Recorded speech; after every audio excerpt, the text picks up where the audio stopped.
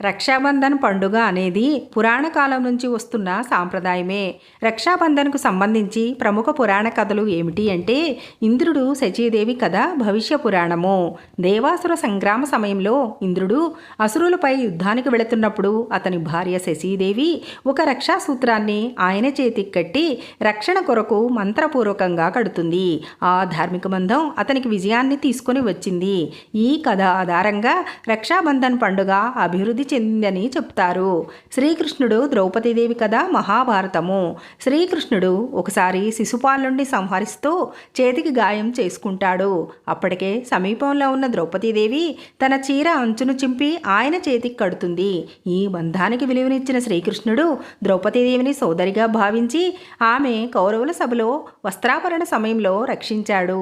ఇది రక్షాబంధన సారాన్ని చూపే గొప్ప ఉదాహరణ. రాఖీ పంపిన రాణా కర్ణావతి హుమాయూన్ కథ.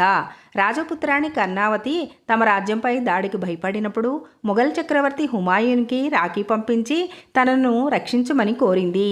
హుమాయూన్ ఆ రాఖీ గౌరవాన్ని నమ్మి తన సైన్యంతో ఆమెను రక్షించడానికి బయలుదేరాడు. ఇది చారిత్రకంగా రాఖీకి విలువను చూపించే సంఘటన.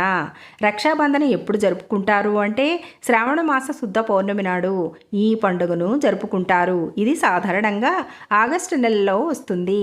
ఈ పండుగ రక్త సంబంధాలకు మాత్రమే పరిమితం కాదు, స్నేహబంధాలు, ఆధ్యాత్మిక బంధాలకు వర్తిస్తుంది.